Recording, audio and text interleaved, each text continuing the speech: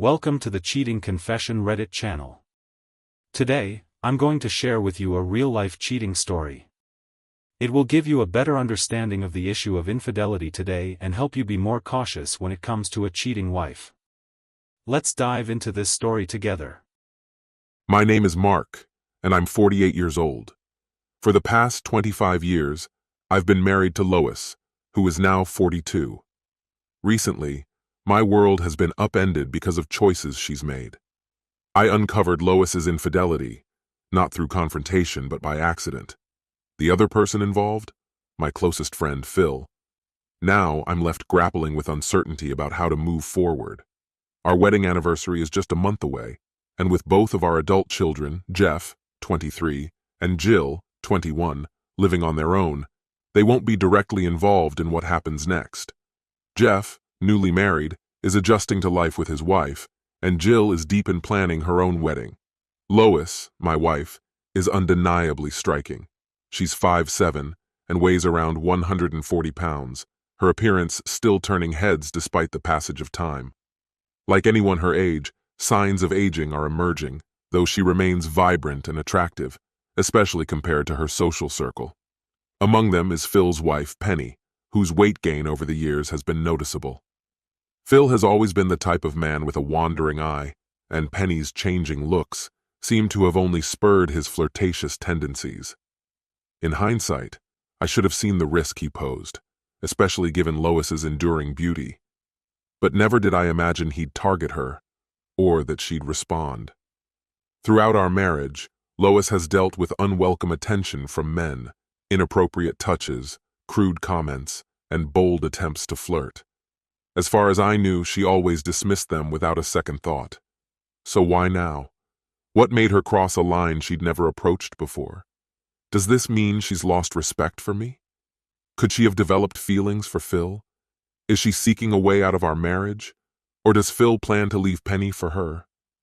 The answers lie with her, but I also need to examine my own feelings. Do I still love Lois? I believe I do. But if she were to leave, how would I handle it? Would it break me, or would I feel relieved? And if we were to stay together, could I ever truly trust her again?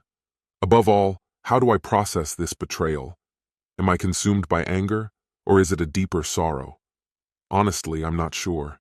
Stories I've read about men in similar situations often describe them as heartbroken and drowning their pain in alcohol. That's not me. A 25-year marriage isn't something I'm prepared to throw away without serious reflection. Before I could decide anything, I needed to confront Lois and hear her side. I had been away on a 4-day business trip, returning a day earlier than planned. Hoping to surprise her, I took an evening flight and got home late, around 10 p.m. Leaving my truck at the airport, I avoided opening the garage door to prevent waking her, in case she was already asleep. Pulling into the driveway, I noticed lights glowing in both the living room and our bedroom. Quietly entering through the front door, I set my bags down, intending to deal with them in the morning. In the living room, I saw 2 wine glasses sitting empty on the coffee table. After grabbing a glass of water from the kitchen, I made my way upstairs. The soft light spilling from our bedroom door, which was slightly ajar, caught my attention. So did the muffled voices coming from inside. At first I thought she was watching TV, but the voices were too real, too familiar. One of them was hers. Peering through the gap in the door, I saw Lois in bed with Phil. The sight rooted me to the spot, my mind struggling to process the betrayal. They were so engrossed in each other that they never noticed my presence. Rage surged through me, and I was tempted to confront them right then, but I restrained myself and quietly stepped away. Retrieving my new digital video camera from downstairs, I returned to record them from the shadows for about 15 minutes. Once I had enough evidence, I saved the footage onto a secure file and created 2 backup copies, hiding them in separate places. As I prepared to leave, I overheard their conversation. Phil asked, "Can we do this again? I've waited so long for this, and I don't think I can stop now." Lois replied, "No, he'll be home tomorrow. This wasn't about love, it was just fun. I only make love with Mark." Phil pressed, "What if I cancel golf Saturday? Would you meet me then?" She hesitated. Maybe. I'll think about it, she finally said. I retrieved my luggage, stashing it in the garage behind some cabinets. Changing into old fishing clothes, I left through the side door, started my truck, hitched my boat, and drove to a nearby lake. I spent the night in my truck by the boat ramp, trying to process the shock of what I'd seen. At dawn, I launched my boat and headed out onto the water. Fishing didn't soothe the storm inside me, but it gave me time to think. As the sun climbed higher, I made my way home. Parking the boat, I slipped inside through the garage. Lois's car was still there, a surprise, since she's usually at work by that time. Changing into fresh clothes, I walked into the kitchen and found her sitting at the table, her face streaked with tears. She looked up, her expression hollow. "When I saw the empty glass in the kitchen," she began, her voice unsteady, "and noticed your boat was gone, I knew." I sat across from her and asked just one word. "Why?" Her composure shattered. She buried her face in her hands, her sobs filling the room. "I don't know," she whispered. "Do you love him?" I asked. My voice was calm, but my heart was heavy. "I love you and want you to be happy. If he's the one you truly love, I'll let you go. I'll give you a divorce. But I can't stay in this marriage while you're involved with someone else. I won't do it." "No," she replied, her voice trembling. "I don't love him. It wasn't about that. It was just physical. I love you." "Do you want a divorce?" I asked bluntly, my chest tightening. "God, no. I don't want that." "Then why?" I pressed, my patience wearing thin. For the first time since uncovering her betrayal, I felt anger bubbling to the surface. It was raw and unfamiliar, a sensation I hadn't experienced in years. "I don't know," she admitted, tears streaming down her face. "I felt like I needed something. I can't explain it. Maybe it's my age. Lately, I've felt less desirable." "But you are desirable to me," I countered, my voice firm. "Doesn't that matter? Don't our vows mean anything to you?" She buried her face in her hands. "I feel terrible about what I did. I don't want to lose you." "How long has this been going on?" I demanded, my tone sharper than I intended. "It was only that one time," she sobbed. "How can I believe that?" I asked, the pain clear in my voice. "How can I trust you again?" "It won't happen again," she promised, her words rushed and desperate. "And that's only because you got caught, isn't it?" I asked, my skepticism unrelenting. "No," she insisted, shaking her head. "I already knew it was a mistake before you found out." "But you planned to see him again on Saturday morning," I said, my voice heavy with accusation. "I heard everything. I heard you pleading with him." Her face crumpled as she realized there was no way to deny it. "Yes," she whispered. "How am I supposed to trust you after this?" I asked. "I refuse to spend the rest of my life watching over your every move. By having an affair, you've broken the trust and respect that held our marriage together. How do we rebuild from that?" "I don't know what to say," she admitted, looking lost. "Can I even ask you to trust me again? I know it sounds impossible." "It does," I said. "But let me ask you something. What would you have done if I were the one who cheated?" She hesitated, the silence stretching between us. Finally, she admitted, "I would have asked you to leave. I'd probably have called a lawyer, but I don't want you to do that to me." Her sobs grew louder, and for a moment, I fought the instinct to comfort her. Even through my anger, I still cared for her. I still wanted to find a way forward. But the question remained.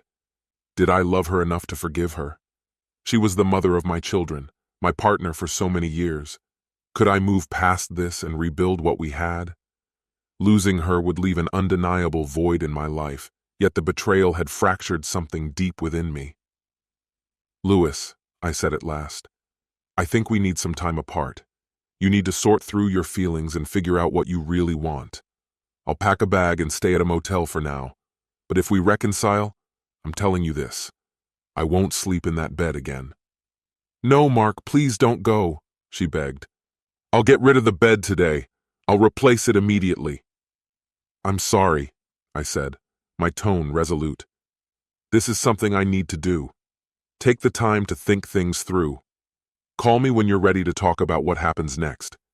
And I'm going to tell Penny about what you and Phil did. She deserves to know and he needs to face the consequences. She nodded, defeated. Phil will never step foot in this house again. I promise. I went to the garage, grabbed my suitcase, and quickly packed a few essentials upstairs. Within minutes, I was walking out the door.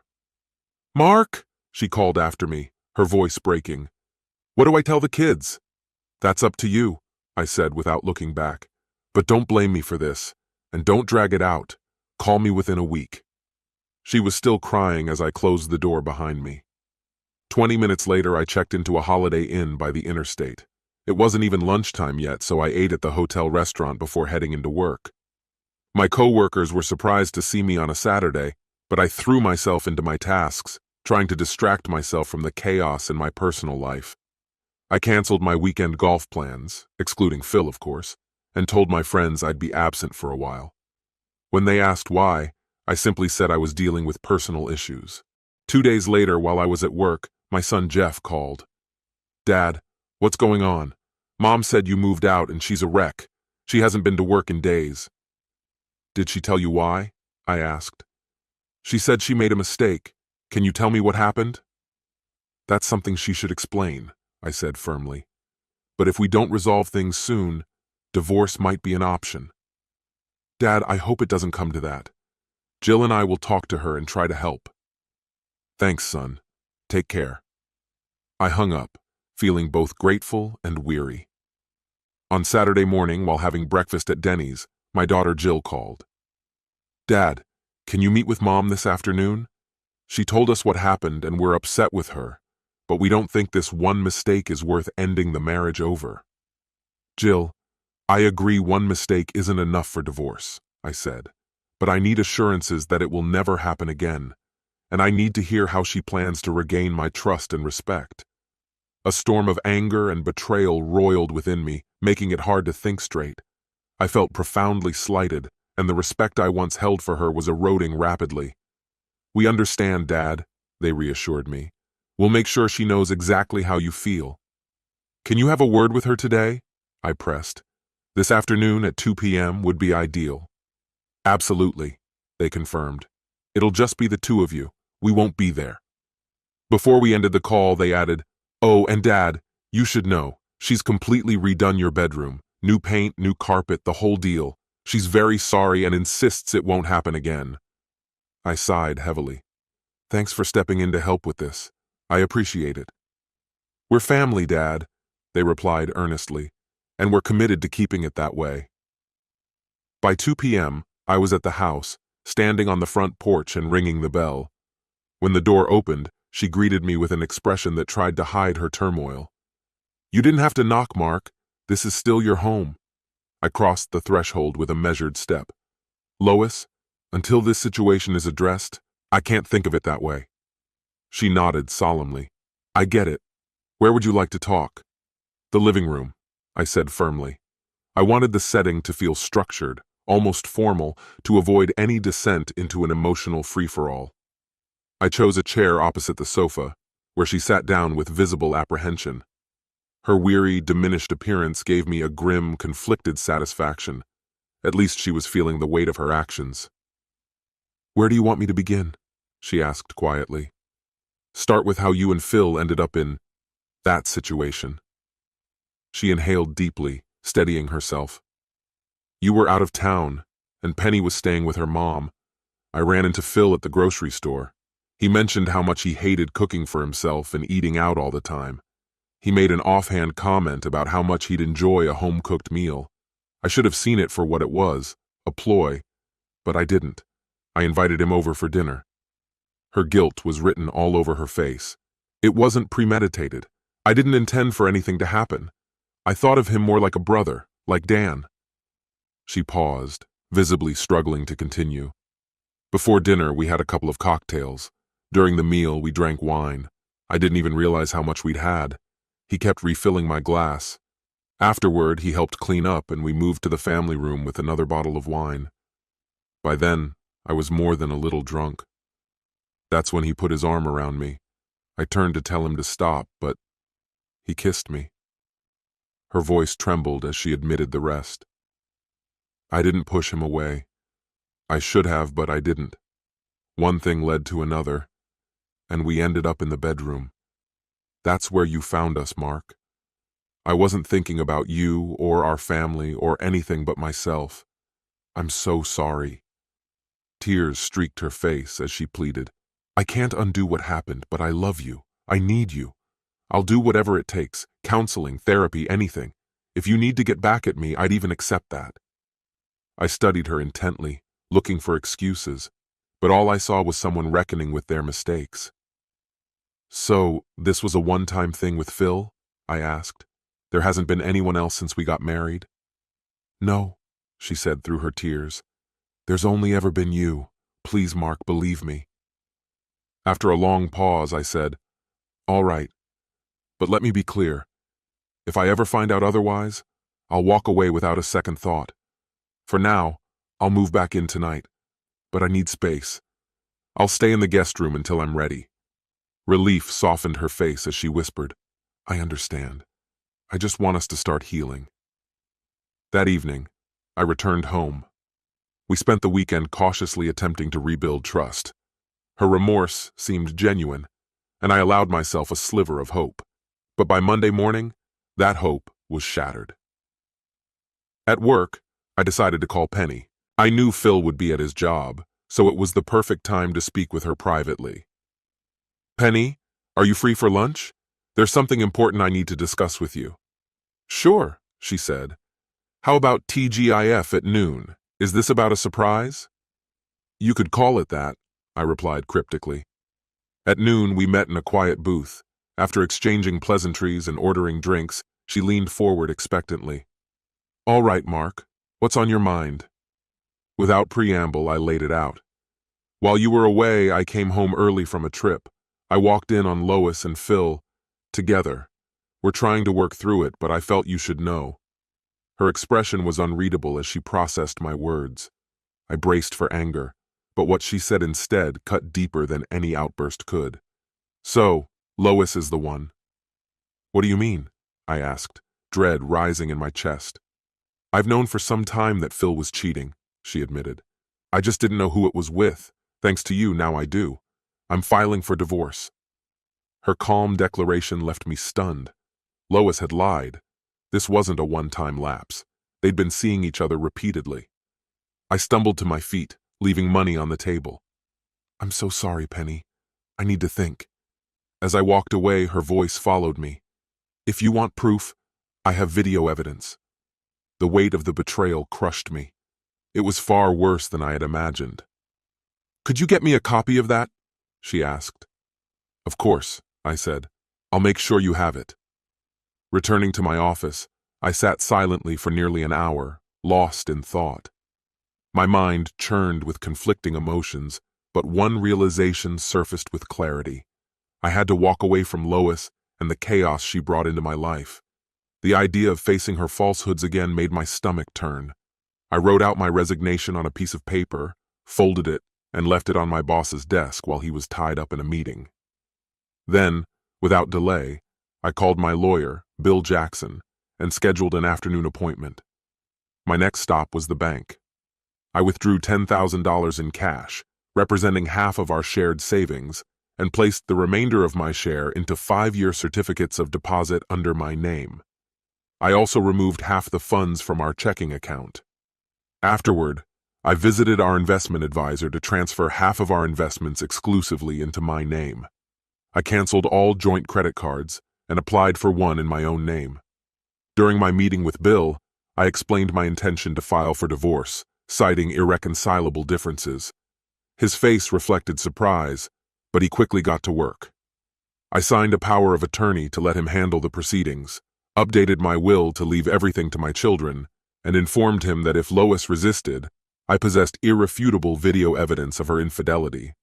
That evidence would go public if necessary. As I left his office, I told him I'd provide my location once I settled somewhere. At home, I packed lightly: jeans, casual shirts, shoes, toiletries, my computer, and the DVDs documenting Lois and Phil's affair. I left my wedding ring on the kitchen counter alongside a letter. To the unfaithful liar, this is goodbye. You're free to enjoy your life with Phil. I'm leaving you in this town for good. All future communication will go through Bill Jackson. Penny informed me about your long-term affair, and I've already shared a copy of the video evidence with her. Goodbye.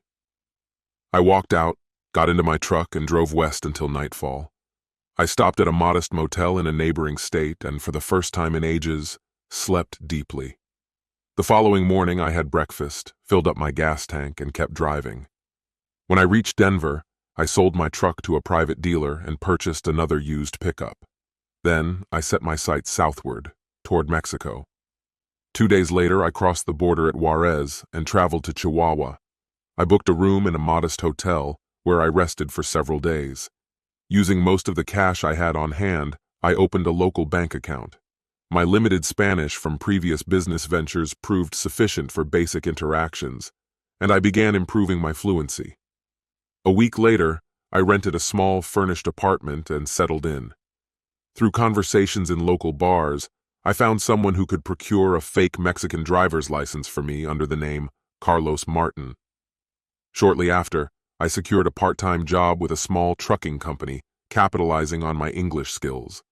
Within a month, I was living as an unassuming local in Mexico.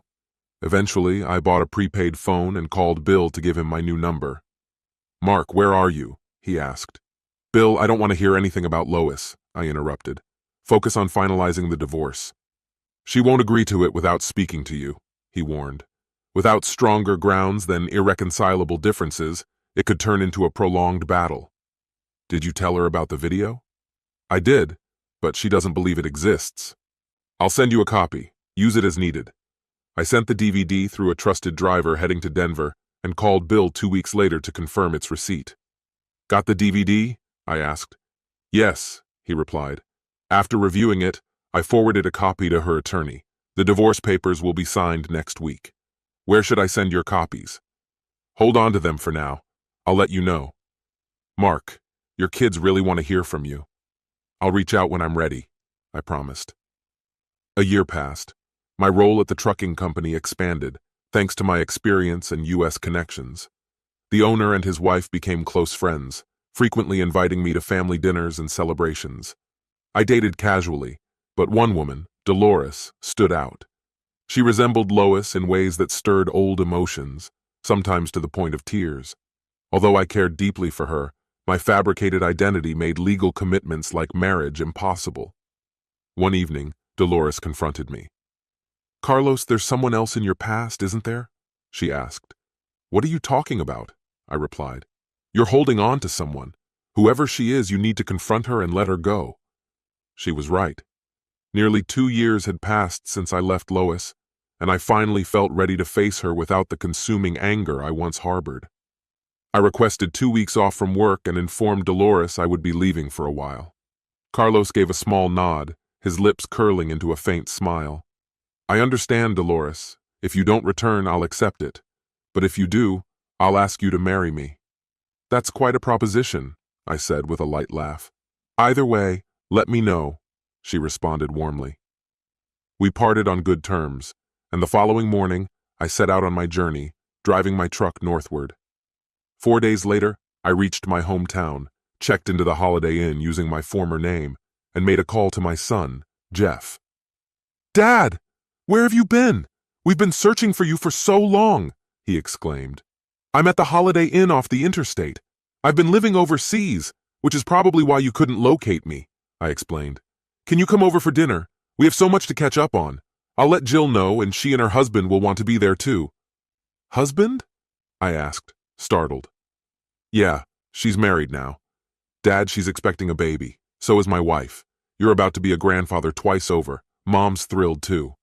My tone grew firmer. "Jeff, I'm not ready to talk about your mother." "Dad, you need to see her. She's still in the old house. She's been living there alone since you left. I think you made a mistake when you walked away." "A mistake? I don't see it that way. What she did was unforgivable. I'm here to get closure, Jeff. After that, I'm leaving for good." Jeff's voice was pleading. "Please, Dad, just see her." When the call ended, I sat in the motel room, turning over my options in my mind. At last, I made a decision. When I arrived at the house, I noticed her standing by the window, watching as I parked in the driveway. Either Jeff or Jill must have told her I was coming. I stepped inside, and we sat across from each other in the living room. She looked as radiant as ever, reminding me of the reasons I had once loved her. "You look well," I said, breaking the silence. "Thank you," she replied softly. "You do too." I didn't waste time. "Lois, I've spent a lot of time thinking about you these past 2 years. I'm relieved you didn't fight the divorce." Her expression turned to shock. "Divorce? Mark, we're not divorced." I stared at her, stunned. "What do you mean? The last I heard from Bill, he said you were ready to sign the papers." "I couldn't go through with it," she admitted. "You left believing I was having a long-term affair with Phil, but that wasn't true. I thought refusing to sign was the only way to keep the door open for us." "Why didn't Bill tell me?" I asked, frustration creeping into my voice. Her voice wavered. "I don't know. You'd have to ask him. Penny told you I'd had an ongoing affair with Phil, but after you left, I confronted her. I apologized for my mistake with him and asked why she told you it was long-term. She said she assumed it was because Phil had been cheating on her for years." I released a heavy sigh. I needed time away to figure things out. Maybe if I'd stayed, we could have worked through it. But I'm back now, looking for either closure or a new beginning. Her gaze searched mine. "Do you think we could try again?" "I don't know," I admitted. "Rebuilding the trust and respect we lost won't be easy. Do you still want me back?" "More than anything," she said earnestly. "I'll never stop apologizing for what happened. It was a moment of weakness, and I promise it won't happen again. But I understand you need time to process everything." I nodded. "Let's start small. Let's go to dinner with the kids. I don't want to give them false hope, but I'd like to spend time with them." Her expression softened. "Yes, let's do that. They're so excited to see you." That afternoon, we went to Jeff's house and reunited with the family. Meeting Jill's husband and reconnecting with Jeff was both joyful and bittersweet. Lois had been honest with them about her mistake, which made the reunion awkward at first. But as the day went on, the tension began to ease. Jeff and Jill were thrilled to see us together, interpreting it as a sign of reconciliation. I pulled them aside to clarify that while we were on good terms for now, we still had a long way to go before deciding our future. I urged them to learn from our mistakes and to safeguard their own marriages from similar challenges. They assured me they would. After dinner, I drove Lois back to the house. She invited me inside, but I declined. "I'm exhausted and need some time to think before we continue this conversation tomorrow," I said. She looked disappointed but nodded in understanding. I resisted the urge to reach out to her. Before I could even consider rebuilding what we had, I needed to verify her story with Penny and figure out how to restore the trust that had been broken. After a restless night consumed by contemplation, I woke early, showered, and made my way downstairs for breakfast. My thoughts churned as I tried to find clarity. By mid-morning, I decided it was time to call Penny. Lois had mentioned she was now living alone in their former home after her divorce from Phil, which made reaching her relatively straightforward. When she picked up and realized it was me, her surprise was unmistakable. "Mark, wow, it's been ages. Good to hear from you," she said warmly. Summoning my courage, I voiced something I'd been carrying for years. "Penny, I've thought a lot about our last conversation about Lois and Phil, and I owe you an apology. I made assumptions then that were unfair and uninformed." Lois explained, and Phil later confirmed, that their encounter was a single mistake, nothing more. Phil even admitted he wasn't in a good place mentally when it happened. "I deeply regret any hurt my words or actions may have caused you." Her tone softened, and I could hear the understanding in her voice. "Mark, there's no need to apologize. I've long since let go of those feelings. Honestly, time has given me the chance to heal and move on. Maybe it's for the best, in the end." "I'm truly sorry for how your marriage with Phil ended," I said. "It's heartbreaking how one brief mistake can lead to so much pain." She sighed, her voice tinged with quiet acceptance. "Phil's infidelity wasn't a one-time thing, Mark. It became a pattern, and I couldn't keep forgiving him. Even if that final incident hadn't happened, we wouldn't have lasted. But life moves on. I've met someone new and we're getting married next month. Phil moved to California and we've had no contact since." "Congratulations on your upcoming wedding," I said sincerely. "You deserve happiness. I hope we'll cross paths again someday." Hearing Penny's truth affirmed what Lois had told me. There was no longer room for doubt. Her candor aligned with everything Lois had shared, and I felt clarity about my next steps. That evening, precisely at 7 o'clock, I stood at the doorstep of my old home. When Lois opened the door, her expression was calm but filled with anticipation. "Come in, Mark," she said simply. "I've been expecting you." We settled in the living room, where she brought drinks and sat across from me. After a moment's pause, I began, my voice steady though my heart raced. "Lois, there is nothing I want more in this world than to be with you again. I love you so much it's overwhelming. But if we're going to rebuild what we had, we need to establish a foundation of trust and mutual respect. I've struggled to reconcile what happened between you and Phil, but Penny confirmed it was a one-time mistake. Even so, I need to understand how we can ensure it never happens again." Her eyes glistened with regret. "Mark, I've told you before, and I'll say it again. I'll regret that moment for the rest of my life. It was a terrible lapse in judgment, one I wish I could erase." I nodded, measuring my response carefully. "I've thought about this endlessly. I've come to a decision about what we need to do to restore trust. But first, there's something I have to tell you. While I was away, I got involved with someone else. At the time, I believed our marriage was effectively over. She knew I still loved you and, in the end, encouraged me to come back to face my feelings for you." Lois's face paled slightly as she processed my words. "She must be an extraordinary woman," she said quietly. "It hurts to think of you with someone else, but I suppose I deserve that." "I need to ask you something," I said, my tone both gentle and firm. "While I was away, knowing we were still technically married, did you have any other relationships?" Her gaze never wavered as she answered. "No, Mark. I stayed faithful to you. I always believed you'd come back, and I wanted to be able to say I had honored my vows." A wave of relief washed over me. "Thank you for telling me that. I know it can't have been easy." She blushed faintly. "It was hard, but I'll tell you someday how I managed." Leaning forward, I made my position clear. "Lois, here's the promise I need to make.